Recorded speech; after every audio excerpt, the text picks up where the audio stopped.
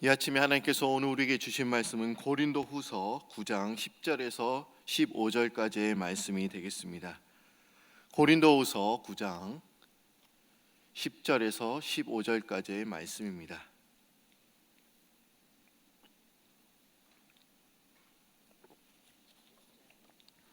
고린도후서 9장 10절에서 15절까지의 말씀입니다.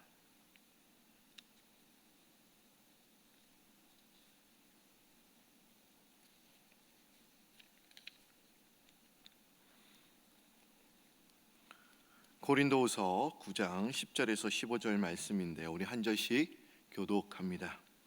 심는 자에게 씨와 먹을 양식을 주시는 이가 너희 심을 것을 주사 풍성하게 하시고 너희 의의 열매를 더하게 하시리니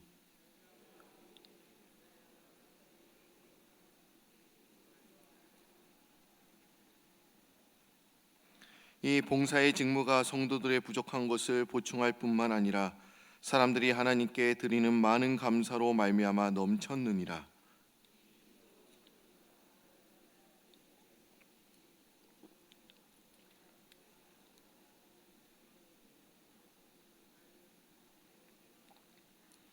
또 그들이 너희를 위하여 간구하며 하나님이 너에게 주신 지극한 은혜로 말미암아 너희를 사모하느니라. 말할 수 없는 그의 은사로 말미암아 하나님께 감사하노라. 아멘. 이제 성탄절도 딱 이틀이 남았습니다. 우리 한번 옆에 있는 분들과 어저께도 메리 크리스마스라고 인사를 드렸는데요. 오늘도 메리 크리스마스. 우리가 매일 성탄절이 되어야 되죠. 예, 메리 크리스마스. 한 마을에 큰 부자가 살고 있었습니다. 그런데 또 그 집 옆에는 한 초라한 집 한 채가 또한 있었습니다. 가난한 그 집주인은 평소 재물에 대해서는 별 관심이 없었지만 항상 여유로운 사람이었다고 합니다. 부자는 늘 그를 비웃고 또 한편으로는 아니 곱게 생각했습니다. 그 이유는 뭐냐면 가진 것도 없고 아무것도 없는데 왜 저렇게 웃고 다니는 거야? 또 자기도 배부르게 먹지 못하면서 왜 사람들에게 그렇게 곡식을 나눠주는 사람인지 이해가 되지 않았습니다. 부자의 낙은 뭘마냐 날마다 창고를 열어서 이제 쌀이 몇 가마 늘었는지 세어보는 것이 그의 낙이었고 그것이 또한 행복이었습니다. 그러나 어느 날 학교에서 돌아온 그의 아들이 이렇게 묻습니다. 아버지, 우리 부자 맞죠? 그러자 아버지가 이렇게 얘기하죠. 그럼 우리 동네에서 우리 집이 제일 부자지. 그런데 갑자기 그건 왜 묻냐? 그러자 아들이 또한 이렇게 이야기를 합니다. 제 생각엔 우리 옆집이 더 부자인 것 같아서요. 아니 그게 무슨 엉뚱한 소리냐? 넌 그 집이 다 무너져가는 것도 보이지 않냐? 부자는 기가 차닿는 듯이 또한 이렇게 이야기를 합니다. 야, 그 옆집에 한번 애 옷을 한번 보렴. 항상 다 떨어져 기운 옷만 입고 다니지 않냐? 그러자 그 아들이 또한 이렇게 이야기를 하죠. 예, 저도 물었습니다.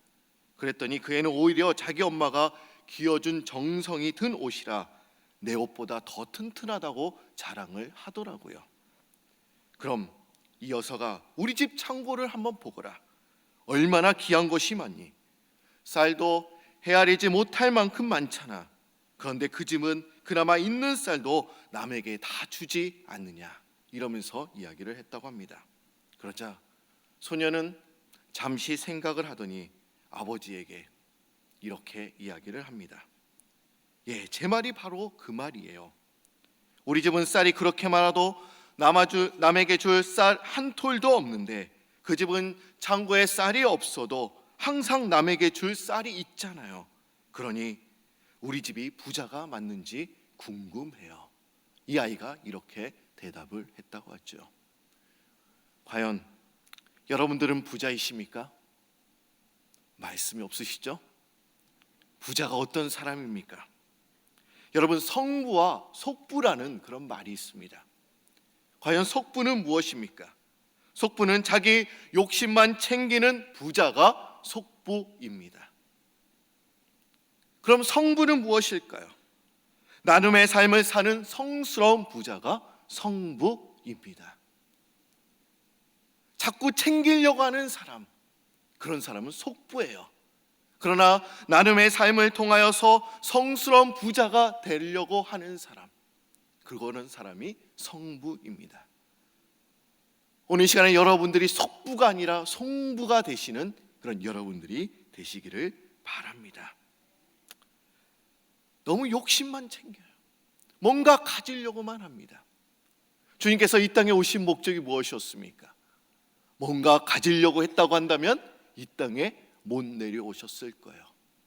주님께서도 이 땅에 오셔서 가난한 사람에게 이제 베풀어 주기 위해서 이 땅에 오셨기 때문에 주님께서 먼저 성부의 삶을 실천하셨습니다. 과연 여러분들 주위에 어려운 분들이 많이 계실 것입니다. 그리고 유난히 크리스마스 때 성탄절이 다가오면 그런 분들이 더 자주 보입니다. 과연 우리가 어려움에 처해 있는 분들을 어떻게 도와주어야 하는 것입니까?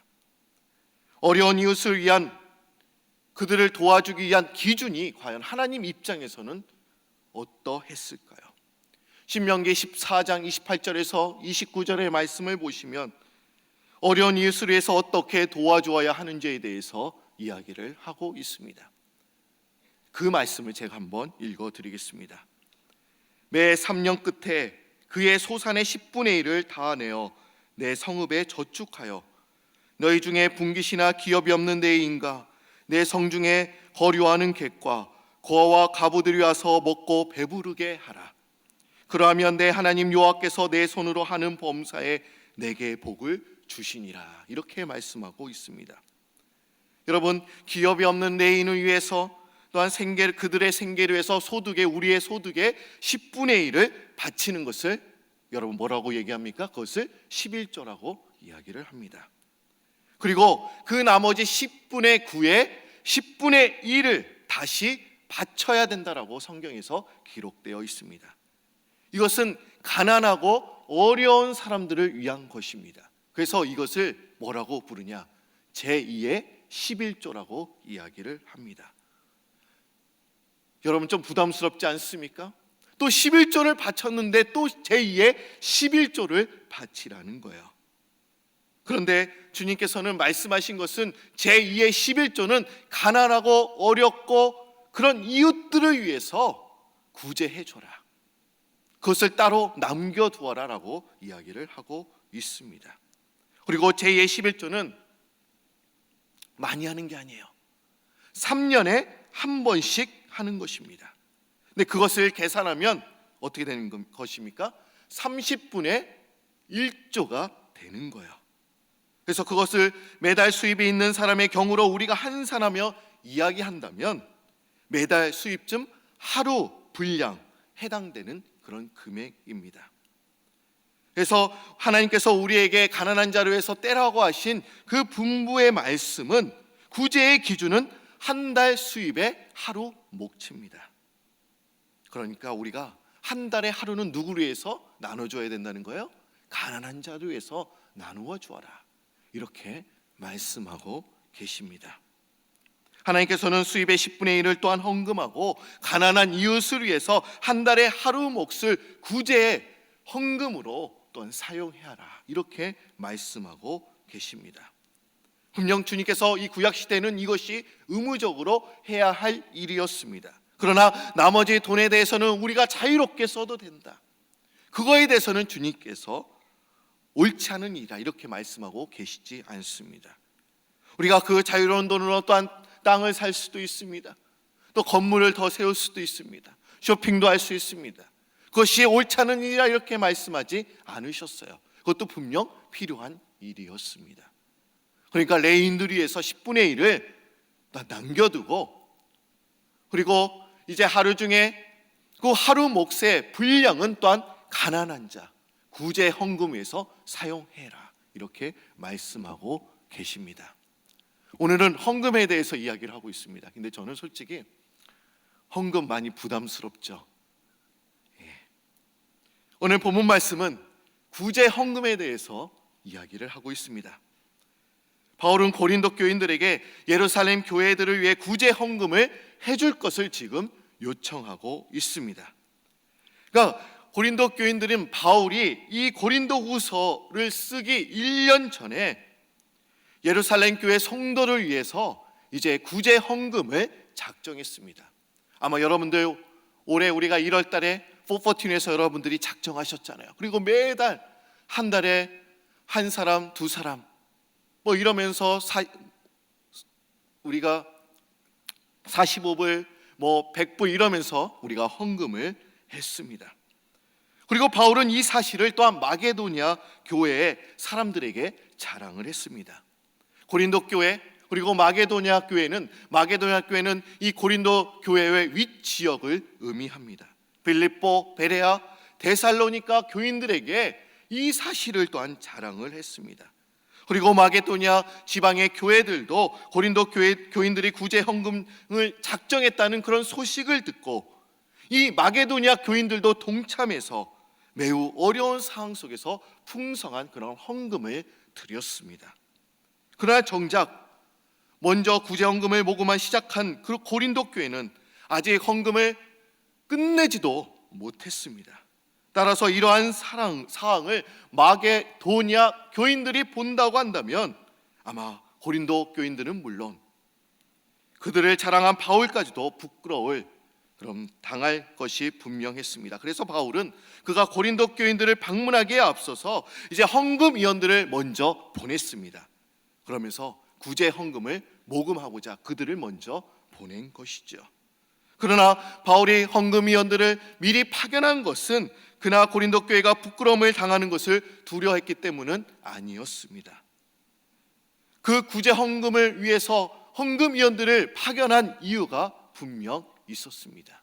과연 그것이 무엇이었을까요? 그 궁극적인 이유는 구제 헌금위원들로 하여금 고린도 교인들이 헌금에 적극적으로 동참하기 위함이었습니다. 그리고 그 일에 고린도 교인들의 자발성이 드러나기 위해서 그들을 보냈음을 우리는 알 수 있습니다. 그러기 여러분 보십시오. 이 헌금이라는 것은 강압적으로 하는 것이 아니라 자발성이 있어야 됨을 우리가 알 수 있습니다. 그러면 2절 말씀, 오늘 본문 말씀, 우리가 고린도후서 10장에서 15절까지의 말씀을 읽었습니다. 그러나 여러분들이 이 헌금에 대해서 우리가 알려고 한다면 고린도후서 9장의 말씀을 8장부터 9장까지의 말씀을 우리가 읽어야 더 쉽게 이해할 수가 있습니다. 2절 말씀 보면 바울은 1년 전에 고린도 교인들의 모습을 떠올리고 있습니다. 우리 고린도후서 9장 2절의 말씀을 한번 보도록 하겠습니다.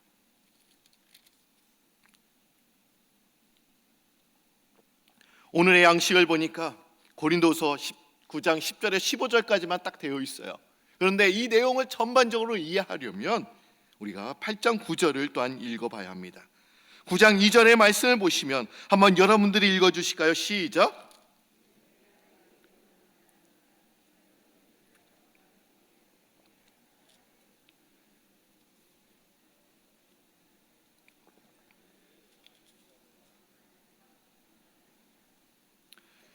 이는 내가 너희의 원함을 암이라. 내가 너희를 위하여 마게도니아인들에게 아가야에서는 1년 전부터 준비하였다는 것을 자랑하였는데 과연 너희의 열심히 폭많은 사람들을 분발하게 하였느니라. 보십시오. 1년 전만 해도 그들은 많은 사람들에게 분발하게 하는 그런 열심이 있었음을 우리는 알 수 있습니다. 이 고린도 교회에게는 열심이 있었어요. 많은 사람들에게 그래 우리 작정하는데 너도 하자, 나도 할 거야. 그러면 서로 격려하는 그런 분발할 수 있는 그런 열심이 있었음을 우리는 알 수 있습니다.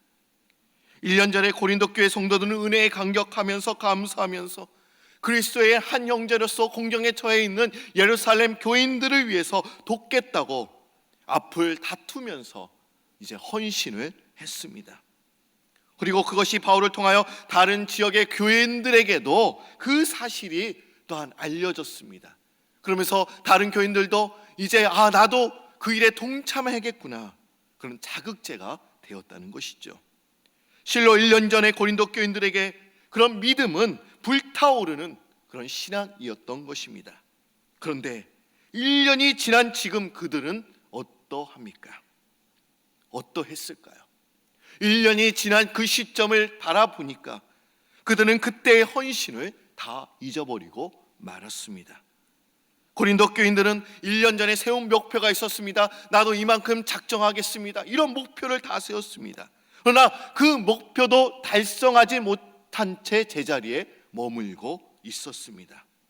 1년 전에 헌신하고 작정했던 그들의 열정이 다 식어져 버렸던 것입니다. 어떻게 이런 일이 일어나게 된 것일까요? 어떻게 된 것입니까? 왜 그랬습니까? 물론 1년 안에 많은 일들이 아마 고린도 교회에서 아마 일어났을 것입니다. 그래서 고린도 교인들의 열정도 아마 식어졌을 것입니다. 우리가 고린도전서를 보시면 고린도 교회에 많은 일들이 일어나고 있죠. 고린도 교회는 어떤 문제가 있었습니까?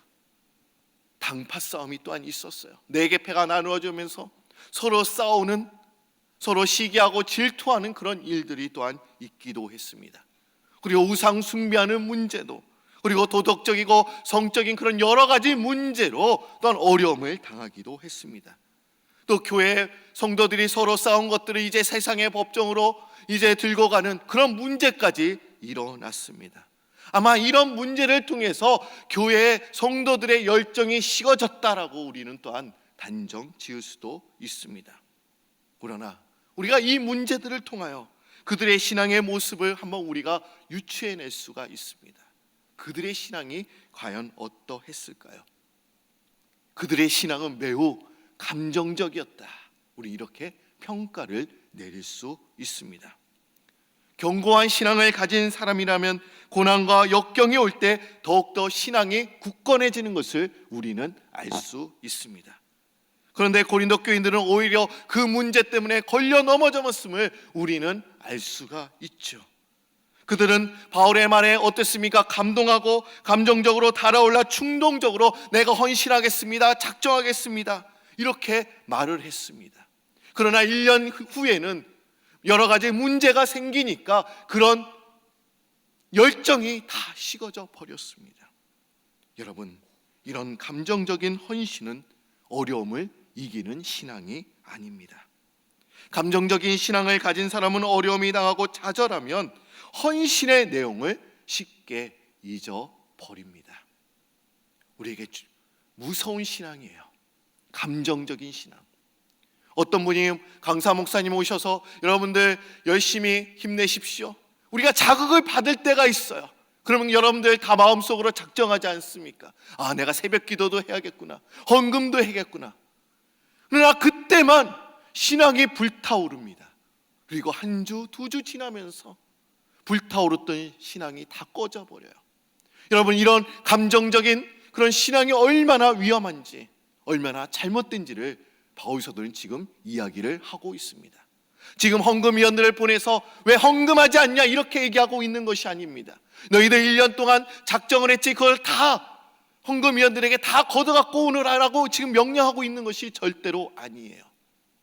불타오르던 그 신앙 꺼져 있는데 다시 불타오르야 되지 않겠냐, 이렇게 말씀하고 계십니다. 아마 여러분들 2015년도 1월에 여러분들 다 작정하셨을 거예요.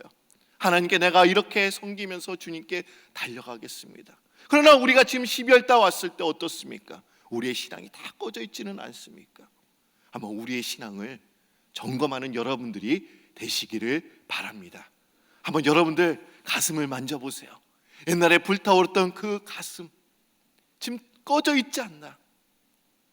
불타오르는 여러분들이 되시기를 바랍니다. 오늘 바울은 또한 참 연보와 참되지 않은 연보가 있다고 이야기를 하고 있습니다. 여러분, 참 연보는 뭐고 참되지 않은 연보는 과연 무엇일까요? 여러분 보십시오. 5절 말씀입니다. 오늘도 읽지는 않았습니다.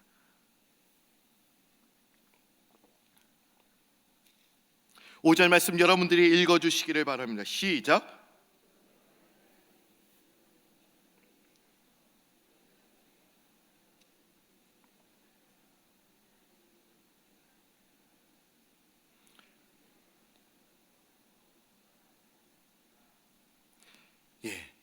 그러므로 내가 이 형제들로 먼저 너에게 가서 너희가 전에 약속한 연보를 미리 준비하게 하도록 권면하는 것이 필요한 줄 생각하였노니 이렇게 준비하여야 참 연보답고 억지가 아니니라. 이렇게 말씀하고 있습니다. 당시 고린도 성도들은 주님께 작정했던 그 헌금의 액수를 다 채우지 못하고 있었습니다. 열정이 다 식어져서 채우지 못하고 있었던 것이죠. 그래서 헌금위원이 이제 파송이 되었습니다. 이 헌금위원의 사역은 고린도 교인들로 하여금 약속한 헌금을 이제 완료하는 것입니다. 아마 그들은 고린도 교인들에게 어떤 일정한 액수를 꼭 채워야겠다 그런 강압적으로 아마 주장하지는 않았을 것입니다. 그럼에도 불구하고 구제 헌금을 이제 완료하기 위해서 바울은 사람들을 파송했다는 사실로 인해 아마 고린도 교인들은 이 헌금에 대해서 아마 오해가 생겼을 것입니다. 1년 전에 약속했던 그 헌금을 채우지 못했다고 해서 헌금위원들을 다 파송했다니, 이러면서 아마 오해를 했을 것입니다. 아마 이런 분들은 아마 이런 생각을 할 것입니다. 약정한 헌금의 액수를 채우느냐 못 채우느냐가 그들의 생각에는 이것이 관건이었을 것입니다. 따라서 이들은 액수를 채우면 이것은 참 연보가 되지만 그렇지 않으면 믿음이 부족한 사람일 것이다라고 생각을 했던 것이죠. 근데 과연 여러분, 이것이 성경적입니까? 우리가 작정했어요. 그리고 그것을 다 채우면 이것이 참 연보고 그것을 채우지 못하면 참 연보가 아니다. 과연 여러분, 이것이 성경적입니까? 여러분도 어떻게 생각하십니까? 왜 바울은 그들을 왜 헌금위원들을 왜 그들을 왜 파송시켰을까요? 예루살렘 교회에서 왜 그들 고린도 교인들에게 이 사람들을 왜 보냈을까요? 고린도 교인들이 작정한 헌금을 거두어서 돈을 들고 오라는 것이었습니까? 여러분 어떻게 생각하십니까? 아닙니다. 그들을 파송시킨 것은 하나님과의 약속을 잊어버렸던 고린도 교인들을 겉면해서 하나님을 향한 열정과 믿음을 고취시키기 위해서 그들을 다시 보냈음을 우리는 알 수 있습니다. 1년 전에 그들의 열정을 다시 한번 끌어올리기 위해서 그들을 보냈다는 것이지요. 그저 고린도 교회에 가서 일정한 구제헌금을 모금하는 것이 목적이 아니었습니다. 고린도 교회 성도들이 자원하는 마음으로 헌금을 바칠 수 있도록 그들의 마음을 준비하는 것이 그들의 파송의 목적이었습니다. 그리고 여러분, 참 연보, 참되지 않은 연보, 과연 그 차이는 무엇입니까? 그 액수를 작정한 것을 다 채우느냐 못 채우느냐, 그것이 중요한 것이 아니라 진정으로 내 믿음이 사라지고 열정이 뜨거워졌던 그 열정이 다 사라진 것을 다시 불타게 끌어올리는 것이 그들의 목적이었음을 우리는 알 수 있습니다. 여러분, 내가 헌금을 아무리 내가 작정했던 것이라도 다른 사람의 강요로 어쩔 수 없이 내야 하는 것이 절대로 아닙니다. 헌금은 주님께 대한 우리의 마음을 표현하는 도구입니다. 때문에 액수보다는 우리가 어떤 심정으로 그것을 드리느냐가 진정한 헌금이 되는 유일한 잣대가 되는 것입니다. 그러게 헌금은 돈을 드리는 것이 아니라 우리의 마음을 드리는 것입니다. 아마 여러분들도 작정한 그런 헌금들이 다 있을 것입니다. 그런데 어떨 때는 불편할 때가 있죠. 올해 내가 이걸 다 한다고 했는데 어떻게 다 채워? 비즈니스가 좀 잘 안 될 때도 있잖아요. 여러분, 바울의 사도가 말하는 것은 그것을 채우냐 못 채우냐 그것이 아니라는 거예요. 우리가 어떻게 마음을 드리느냐. 우리가 드릴 때 여러분들 어떻게 헌금을 드렸습니까? 작정했을 때 내가 진짜 하나님께 드려야겠구나, 하나님 더욱더 사랑해야겠구나, 그 사랑하는 마음이 있었기 때문에 여러분들이 작정한 것이 아닙니까? 그런데 그 마음이 다 사라졌다는 거예요. 그러게 헌금을 채우느냐 못 채우느냐 그것이 중요한 것이 아니라 여러분들이 진정으로 주님을 사랑하는 마음이 다시 일어나야 한다, 이렇게 말씀하고 계십니다. 여러분, 제가 오늘 헌금 얘기하는 것이 절대로 아니에요. 헌금 얘기를 하고 있죠. 그러나 그 본질은 무엇입니까?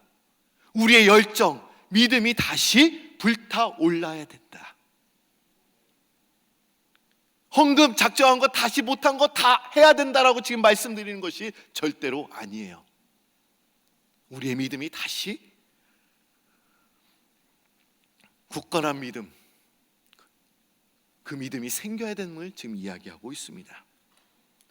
프랑스 파리의 한 교회에서 선교사를 보내기 위한 헌금을 하던 그런 중이었다고 합니다.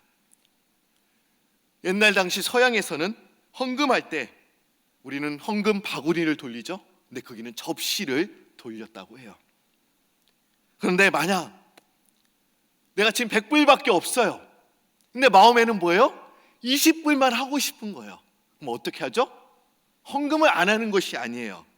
그냥 그 접시에 100불을 놓습니다. 그리고 어때요? 이제 80불을 가져가는 거예요. 잔돈을 거슬러 가는 거죠. 근데 서양에서는 이렇게 헌금을 했다고 합니다. 그리고 자기 형편대로 또 하고 싶은 만큼 드리는 것이, 이것이 절대로 흉이 되지 않았다고 합니다. 과연 우리가 이렇게 드리면 어떻게 될까요? 문제가 많이 있겠죠, 지금은요. 그런데 그 헌금 바구니가 이제 눈먼 사람의 앞에 멈추었다고 합니다. 그런데 이 사람은 그렇게 10달러, 20달러도 낼 수 없을 정도로 가난한 사람이었다고 합니다. 그런데 당시 사람들의 눈에는 도무지 이해할 수 없을 만큼 큰 금액, 한 몇백 불을 접시에 세워서 놓았다고 합니다. 놀란 옆 사람이 이렇게 묻습니다. 눈이 보이지 않아서 실수한 거 아니세요? 어떻게 그렇게 많은 돈을 헌금을 했습니까? 이렇게 질문을 했다고 해요. 솔직히 이 사람도 좀 문제가 있죠. 헌금 많이 한 거 가지고 또 질문한 거 보면, 그렇죠? 그러자 이 눈먼 사람이 이렇게 답을 했다고 합니다. 저는 눈이 보이지는 않습니다. 그런데 제 친구에게 물어보니 1년 동안 전기 요금이 몇백 불 든다고 하더라고요. 저는 불을 켤 필요가 없으니 1년이면 그만큼의 돈을 저축할 수 있겠구나, 이렇게 생각했습니다. 그래서 헌금을 드리려고 돈을 모았지요. 예수님을 몰라서 어두운 곳에 있는 사람들에게 생명의 빛을 전하는 데 바치고 싶어서 이 헌금을 드렸습니다 라고 이야기를 하고 있습니다. 여러분, 이 눈먼 자의 사람의 헌금의 기준은 과연 무엇이었습니까? 신명기에 나오는 구제 헌금의 기준처럼 한 달에 하루 몫을 정해서 드리는, 아마 이런 기준은 아니었지만 그에게도 분명 기준은 있었음을 우리가 알 수 있습니다. 우리가 주님께 예물을 드릴 때 우리의 마음을 담아서 드려야 될 줄로 믿습니다. 우리가 작정했는데 이거 못할 것 같아. 그래서 작정을 못하는 분들이 너무나 많이 있어요. 그러나 그렇지 않습니다. 여러분들의 믿음이 뜨거워지면 하나님께서 나에게 주신 것인데 그냥 내가 돌려드리는 것뿐인데 아깝지가 않은 거예요. 그런 마음이 우리 안에서 계속 솟아나야 됨을 이야기하고 있습니다. 솔직히 헌금 선교할 때 제일 어렵습니다. 그렇죠? 강요하는 것 같잖아요. 또 헌금 설교냐? 그러나 여러분, 오늘 분명 헌금에 대해서 이야기를 하고 있지만 제일 중요한 것은 우리가 뜨거웠던 그 신앙을 다시 가져야 된다라고 지금 이야기를 하고 있습니다. 작정할 때 그냥 작정하지 않습니다. 그렇죠? 내가 먼저 도전을 받고 자극을 받고 내 하나님 앞에 바쳐야겠구나, 그런 마음이 생겨야 우리가 헌금할 수 있는 거 아닙니까? 근데 그런 마음들이 자꾸 식어져 가니까 바울 사도는 그런 식어져 가는 마음을 다시 불타오르게 해야겠구나, 그런 마음으로 이제 예루살렘 교회에서 이제 고린도 교인들에게 여러 명을 파송시켰음을 우리가 알 수 있습니다. 아마 여러분들, 우리가 2014년 1월에 여러분들이 다 작정했던 것들이 다 있었을 거예요. 헌금으로 작정한 분들도 있고, 또 여러분들이 진정으로 하나님 앞에 어떤 봉사로 헌신해야겠다 이렇게 작정하는 분들이 다 있었을 것입니다. 여러분, 그 마음이 다시 생기기를 바랍니다. 여러분들 한번 1년 전의 모습 우리가 생각해 보면서 과연 그때 내가 어떤 마음을 가졌지, 그때 내가 주님을 더욱더 뜨겁게 사랑하겠다고 고백을 했는데, 여러분 그런 마음을 가지시고 또 2015년 새날을 출발하는 여러분들이 되시기를 바랍니다.